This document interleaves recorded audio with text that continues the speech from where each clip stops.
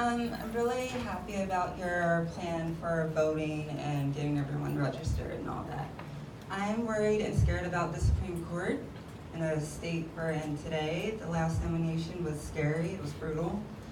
So I was wondering if you had a plan to combat people basically holding nominations hostage and then forcing their nominations through, limits. Yeah.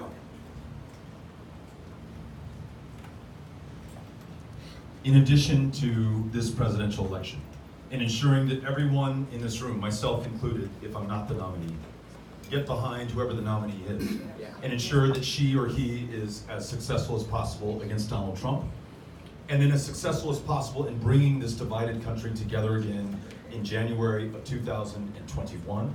We need to make sure that that next president has a Congress with whom she or he can work with. And so Mitch McConnell must be, if he's to remain in office, the minority leader in the Senate.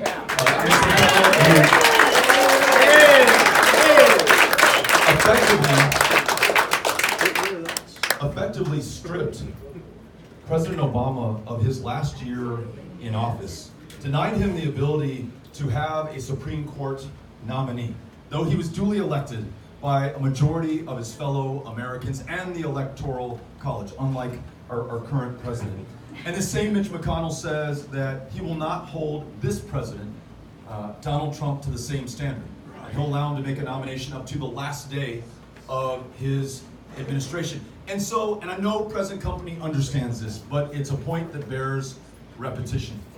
This is not a pox on both houses. There's no false equivalency between Democrats and Republicans. My mom is a lifelong Republican. So there are Republicans whom I love in this world.